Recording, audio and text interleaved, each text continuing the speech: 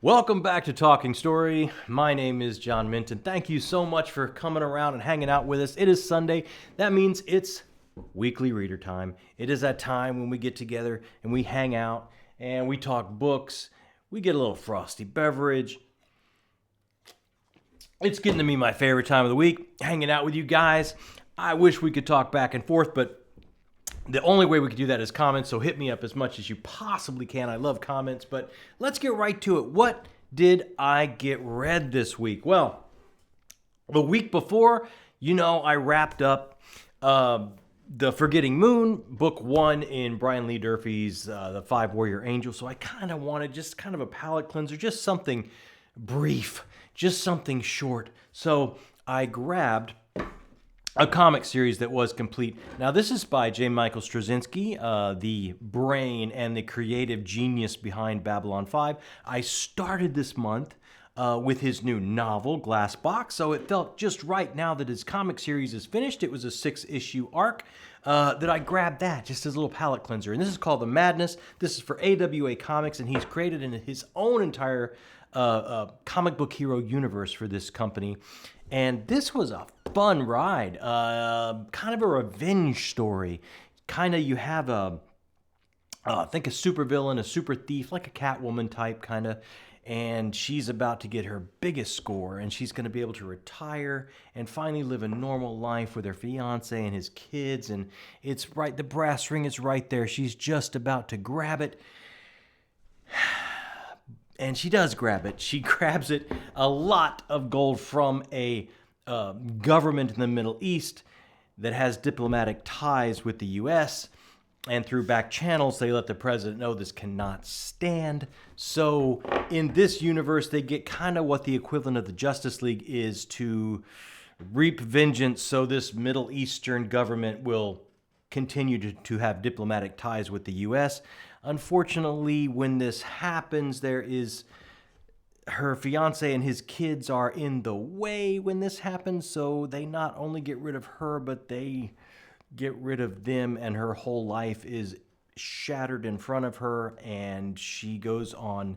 It does not get rid of her. She goes on an amazing level of vengeance after this against the entire Justice League. So it's kind of just like one knockdown, drag out after another of every icon type character that you would imagine in a Justice League.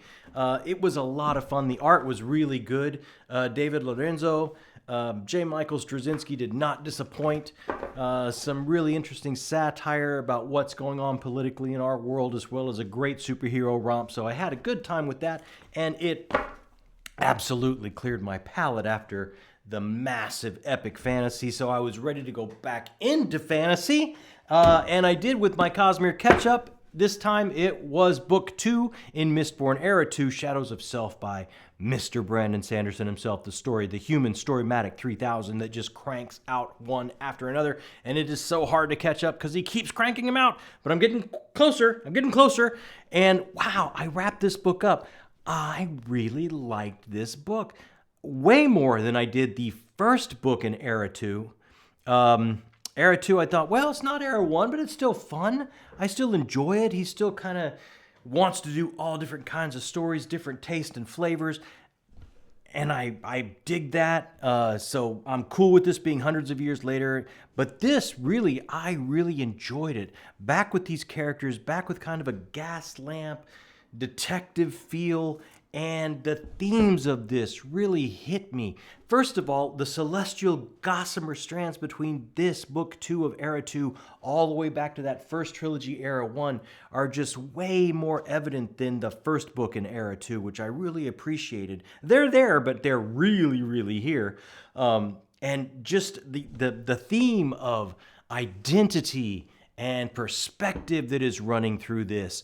Perspective in that, the first trilogy, you're dealing with an uprising against dictatorial regimes, and this one in this book too, you're dealing with an uprising, but it all depends on your perspective. Is this an uprising we would root for, as we did in the first trilogy?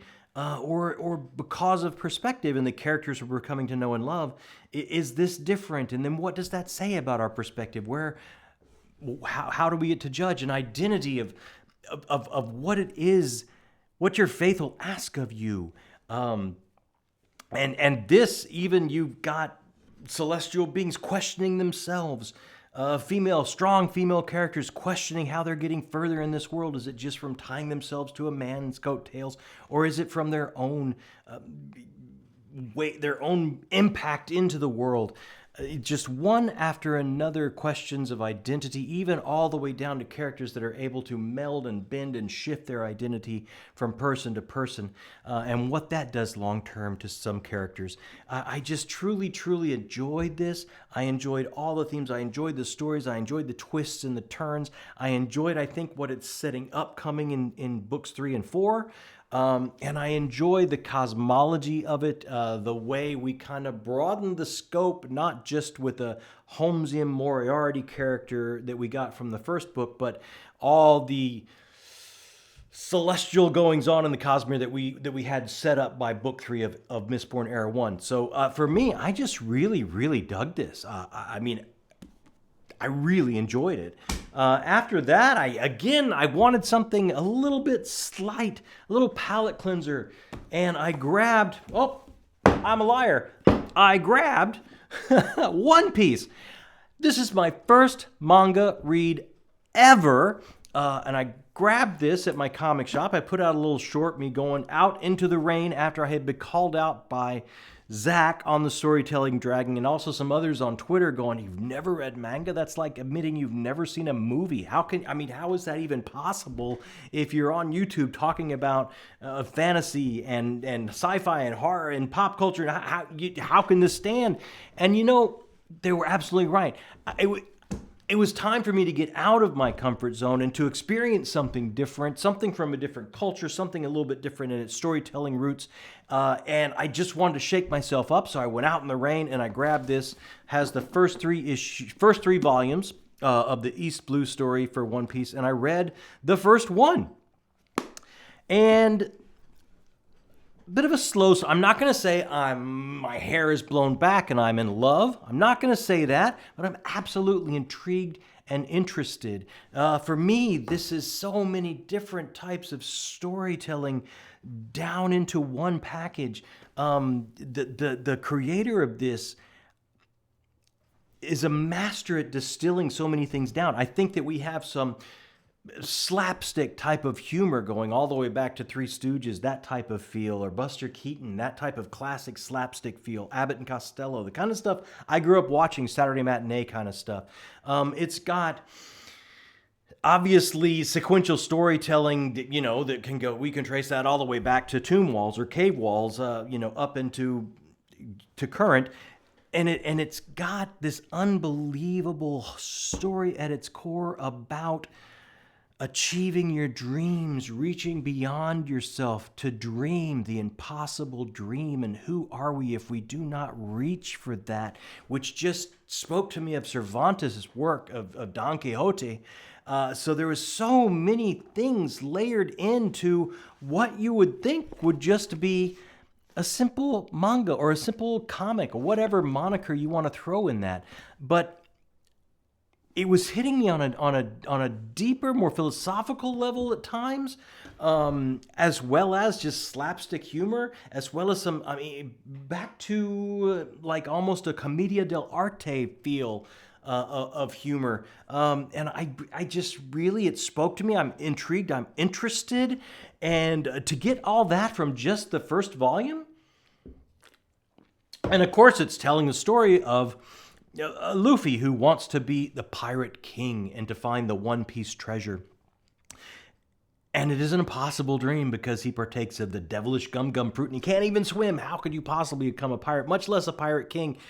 And again, to dream the impossible dream. So I absolutely will be continuing this. I don't know how soon I'll pick up volume 2, which is Femme Fatale. I believe that's the second person he's going to enlist into his crew. But I suspect it'll be between other larger reads when I just want to kind of, just go with something that I can blaze through and palate cleanse. But I'm not in love, hair not blown back, but absolutely happy that I went out in the rain and picked this up.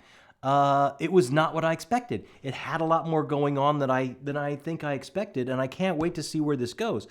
And I think I have to read all the way up through volume 12 before I watch the show, is what I've heard. And this goes up to volume 3, so I've got a ways to go just starting this journey. But I have to say, I kind of feel like I'm all in. Now, after that, I still just didn't want to commit myself to something huge, so I grabbed another novella. Now, this is Jim Butcher's Warrior Born. This is like 1.5, or right after book 1, before book 2 in his Cinder Spires storyline. And gosh, book 1 came out so long ago.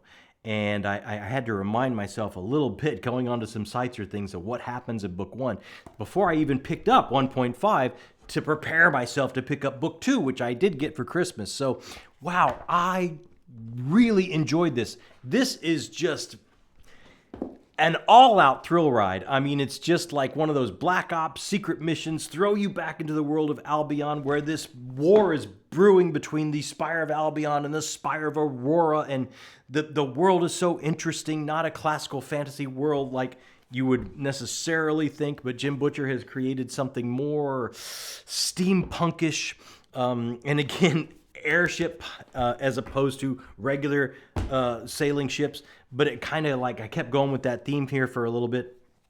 I really enjoyed this. It was pulse pounding. It was nonstop.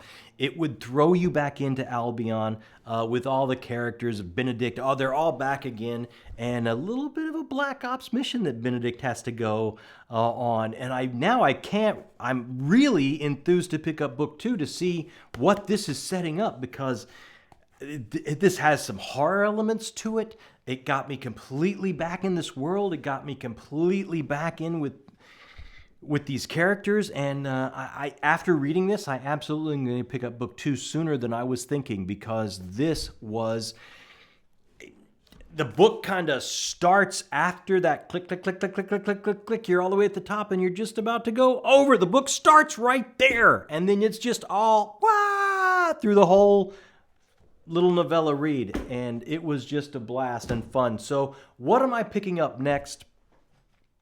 Next, I'm going to pick up, and I have to thank NetGalley and Random House Publishing for getting me an early e-arc of Kelly Link's Book of Love. Now, this is not released until February 8th, I believe. I think February 8th or February 13th, one of the two. But I will have an early review out. And Kelly Link... What can I say? You know, if you love speculative fiction, if you've ever read a short story, she is the absolute queen of this. One of her short story collections has been shortlisted for the Pulitzer Prize of Literature. She has won the McCarthy Genius Grant. She has accolades after accolades after accolades. All absolutely deserve it. And this is the first time she's written a full-length novel. And I am thrilled to get my hands on this early.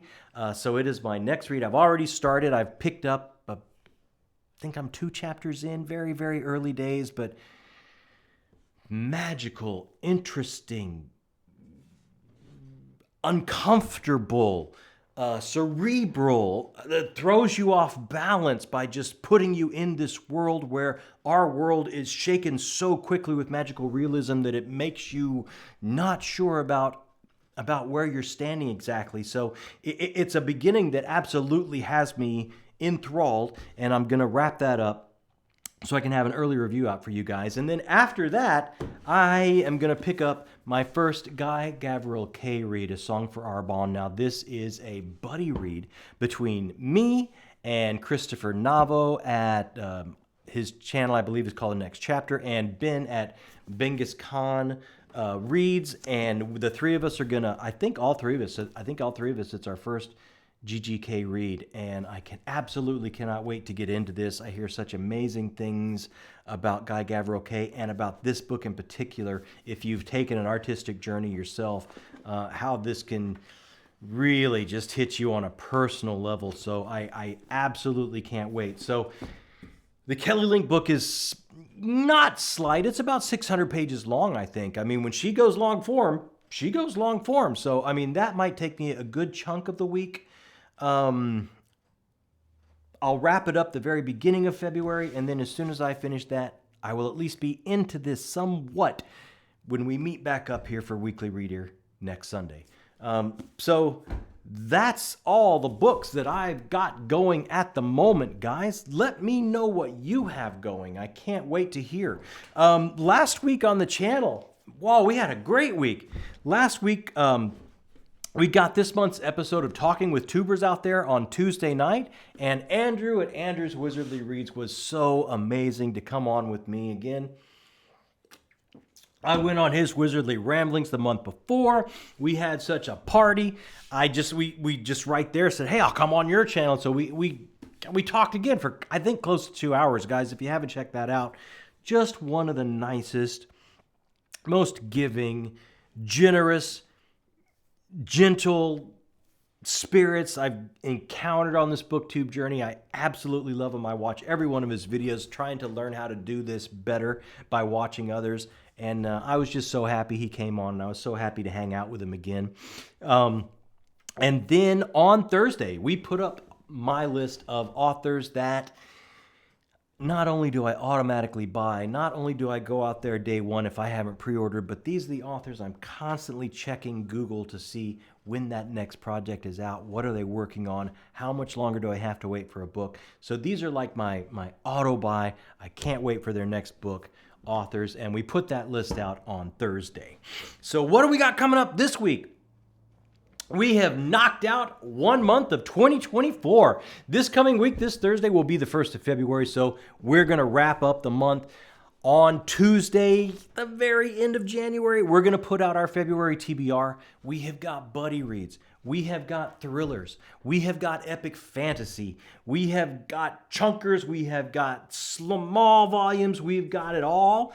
And we're going to reveal to you everything that February has in store for us on the channel here on Tuesday. And then on Thursday, we will be going back over the entire month of January. And I've been thinking about when we do a month wrap up, I know so many people do it on other channels, and I don't know if I want to start doing this as well, because I'm not sure. Should I be a joiner? I don't know. You tell me. A lot of people do. This was my favorite read of the month. This was my book of the month. Fill in the blank of what term they use. Should I start doing that?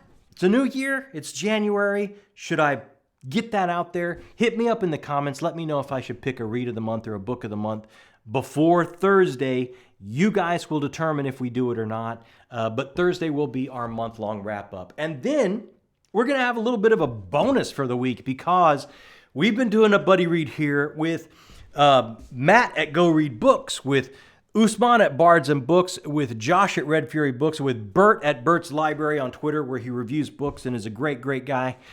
We are all going to get together on Josh's channel, Red Fury Books, and we are going to have our first discussion on our buddy read of Brian Lee Durfee's 5 Warrior Angels, the first book, The Forgetting Moon. We're going to get into it. I think we're going to get into a little non-spoiler stuff at the beginning, and then we're going to get deep into the spoiler stuff about what worked for us, what didn't work for us, what we hope is coming, what we hope is not coming. We're gonna go over everything, and that's gonna be Thursday night on Red Fury Books channel. I think at 8 o'clock Eastern. I'm not 100% sure, but we'll get reminders out for everybody. So that's just a little extra content for you guys this week. Check us out on Red Fury Books when we do that, and then we'll be right back here a week from today with a nice frosty beverage to hang out and talk about everything that we got up to this week, what's coming next week, and just kind of hanging out, talking about books, which is the whole point of why we started this channel.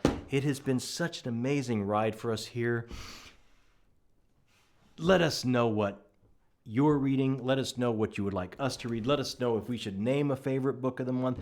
Just let us know. Just stop in and say, hey, we dig Sunday Hangouts as much as you do. I love comments. I answer them right away, because the whole reason I started this was to find some peers and some friends that I could hang out and talk about books with, and it has meant the world to me to do that. It's right down there. And there's a couple things right down there. We've been asked a lot lately about, hey, where did you guys get the lights for your shelves? Or what kind of lights do you use? Or what kind of microphone is that? People wanting to start a channel or already starting a channel or having these questions. Right down there in the descriptions, Jakob, who does all the technical amazing brilliance on this channel, he put some stuff down there so you guys can check it out if you have any interest at all. He's got links down there for you. The shelf lighting I don't think is crazy expensive, and he put that down there for you to check out. Of course, the comments, hit us up. And there's that little thumbs up button. Hey, click that. It helps us do everything and build the channel here. And most importantly, if you've stopped by a time or two, or maybe this is your first time, and you just like, you know what? I kind of like the vibe of this channel. I kind of dig this. Hey, hit that subscribe button. It's so easy. It's like, it's a click. One little click takes a microsecond, and it just feels right. It really does. It'll give you the feelings that you want to have if you just subscribe and keep coming back around. Let's see. What kind of TV did I get up to this week? If we want to cover TV, I did wrap up Black Mirror. I caught all the episodes of this last season. It was a mixed bag. I think my favorite was the very last episode I watched. I think it was called 79 Demon. That one I thought was pretty fun. As far as Black Mirror seasons go, I think they've lost a step. I think it's just become not as thought-provoking, more of just like a Twilight Zone, and not the Twilight Zone of the old days when they had Rod Serling or Charles Beaumont or Richard Matheson. I'm talking about, pick a relaunch of it. It's just kind of becoming that feel, which is a fun diversion, but I just thought this season was not one of the best. But if you're going to check out one episode of it, the last episode, 79 Demon, I believe it's called, that's well worth the check out.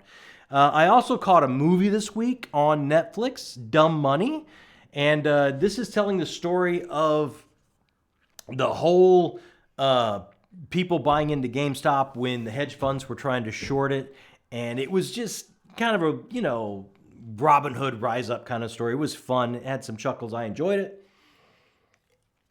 If you have any interest in that story at all, check that out.